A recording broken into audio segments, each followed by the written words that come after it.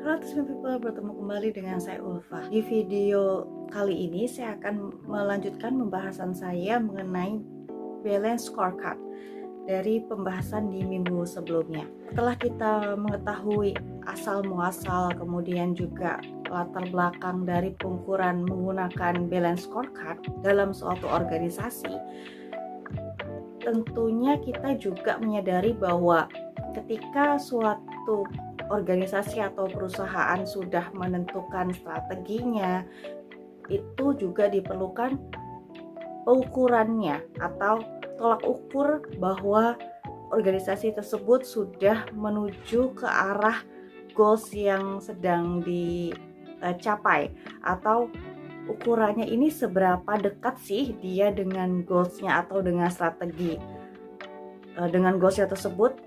Dan dia menggunakan strategi ini apakah sudah berhasil ataukah belum mengantarkan organisasi dalam pencapaian goalsnya tersebut. Nah, untuk tolak ukur keberhasilannya ini kita akan menggunakan yang namanya Key Performance Indicator. Key Performance Indicator ini atau penilaian unjuk kerja ini tetap menggunakan 4 perspektif dari balance scorecard.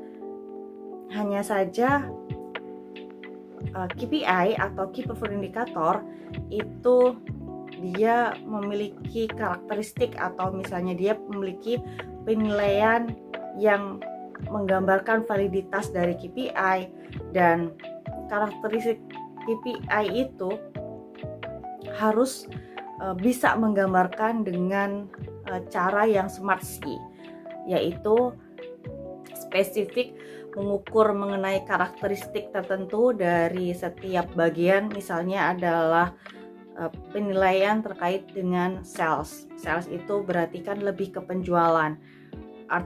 Di penjualan, pada saat kita penilaian untuk sales di penjualan itu apa sih indikator yang tertujunya langsung? Oh, berarti yang pertama adalah contohnya booking, dan yang kedua kalau di perusahaan properti itu adalah akad. Jadi penilaian salesnya booking dan akad itu spesifik. Penilaian penjualan atau KPI-nya dari sales. Kemudian adalah measurable. Measurable itu terukur, ada ukuran satuan hitungnya dan bisa dilakukan pengukuran terhadap berapa booking yang harus dicapai. Apakah 1, 2 itu sudah ada alat ukurnya dan dapat dilakukan pengukuran. Kemudian juga rupiah atau misalnya dalam hitungan ton, kilo untuk bagian produksi itu ada jelas satuan ukurnya dan kita bisa melakukan perhitungan untuk melakukan pengukurannya. Measurable, terukur. Kemudian achievable. Achievable itu bisa dicapai, jadi mungkin bisa diraih oleh karyawan. KPI yang baik tidak terlalu tinggi dan juga tidak terlalu rendah. Kalau misalnya rendah juga akan disepelekan oleh karyawan, kalau misalnya terlalu tinggi juga akan menimbulkan hopeless ya. Jadi karyawan itu akan pesimis untuk mencapai penilaian KPI yang memang sudah terlalu tinggi penilaiannya. Nah, kemudian setelah achievable itu yang ketiga adalah relevant. Relevant ini menggambarkan kesesuaian strategi dengan visi atau misalnya dengan misi perusahaan. Itu kembali lagi kita ke flashback ke pembahasan mengenai balance scorecard. Kemudian yang kelima adalah time bound. Jadi ada batas waktunya. Penilaiannya ini akan dilihat apakah dalam kurun waktu hitungan bulanan atau satuan atau dalam satuan kuartal. Itu ada penentuan yang memang sudah ditentukan batas waktunya,